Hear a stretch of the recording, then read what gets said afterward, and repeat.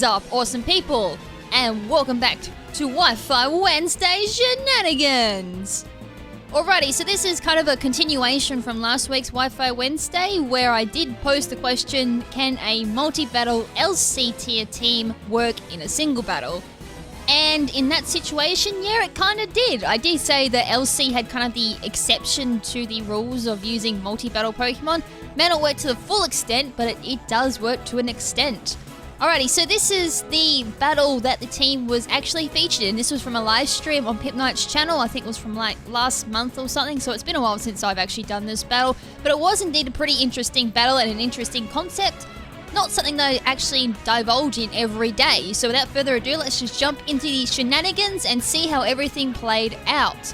So this one was up against our two admins from the live stream, Cstylzzz and Saslyax. Now, me and Pimp Knight are going to lead with Elegum and Spritzy, and Cstylzzz and Saslyax are going to lead with two Purloins, so a double Purloin team, Purloin lead. So obviously Thunderwave, Encore, Taunt, a whole bunch of other prankster shenanigans can go down here with two Purloins due to their prankster. Very, they can be extremely tanky as well. They're extremely annoying as well with a lot of leads. They can taunt a lot of stealth block leads, completely shut them down. Can also encore them into stealth rocks as well to really, really annoy people as well. So anyways, we both get the double paralysis there, and then I set up the trick room so that paralysis is actually working with us here regardless of being so slow. I think someone went for the encore there, but due to Aroma Veil, it does not work. So it's one of the very few times you'll actually see one of Spritzy's abilities actually kicking in. Both of Spritzy's abilities, Healer and Aroma Veil, actually both for double battles. As far as I'm aware, Aroma Veil is for double battles only. So once again, I do get another paralysis. So that's two paralysis in a row, and I think I had Hidden Power something, Hidden Power Fighting or something, had Hidden Power Ground as my Hidden Power, so I could hit Steel types, and I could hit Poison types as well, since my only other move was Moonblast. So Purloin goes for knockoff there, knocks off the Elegum's Expert Belt. So Expert Belt on both Behemoth and Elegum are extremely good. So Copycat there on the Purloin, because it can't really use anything else. I think it had Thunder Wave, had Encore, it would have had Taunt, and it would have had probably Copycat or maybe one other move to use. So Elegum goes down, and once again I get the Para Hack. So that's 3 Para Hacks in a row. So Waterfall coming my way from the Goldane, that's going to do just a little bit under half damage there. Spritzy is so tanky on both sides, very special defensive, very defensive if you EV it on both sides. Pimp's last Pokemon, I do believe, is the Cranidos. So that's going to come in. Copycat again on the Purloin, trying to take a really nice move, and it takes the Waterfall, which is going to hit the Spritzy, so it's probably not going to do as much as the Goldane. So luckily that didn't hit the Cranidos, because that probably would have done quite a bit to the Cranidos. So I finally get to pull off an attack. If I'd actually been able to do that a lot sooner, this probably would have been over by now. So Moonblast is going to do 3/4 damage there to the Purloin, regardless of having no special attack investment in the Spritzy. Rock Slide from the Cranidos there is going to take out the Purloin, and it's going to just miss out on the Goldane kill, I do believe. Waterfall once again coming from the Goldane. I do believe this might be Choice Banded Goldane, because it's doing a lot of damage, and it did do, as I said, underneath half damage to the Spritzy. No, it's Life Orb, sorry, I wasn't paying attention. So Goldane goes down, and we're nearly at the end of the battle here.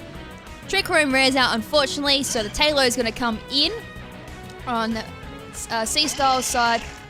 Pimp Knight's go setting his Execute, and it looks like Saslyax is out of the battle, so at the moment it's 2-1. Execute goes for the Protect, so it gives me a chance to set up the Trick Room once again. Taillow goes for the Boom Burst, which would have hit us both, but unfortunately since Execute did Protect, it did full damage to my Spritzy instead. So if it did hit the two of us, it would have got 25% power drop, because it was hitting a multi-target. Moonblast gets thrown off there with Trick Room, just misses out in the Oko there on the Taillow, drops it down to the red. Leech Seed there from the Execute, could have gone for any move there, it probably actually would have ended the battle. Taillow goes for another Boom Burst. Spritzy finally bites the dust after so long. Poor Spritzy, you little beast. Taillow goes, gets Leech Seed happening there, and saps its last little bit of health there, and the Taillow goes down. Alright, so Execute gets a little bit of health back there. I think I only got 1 health back.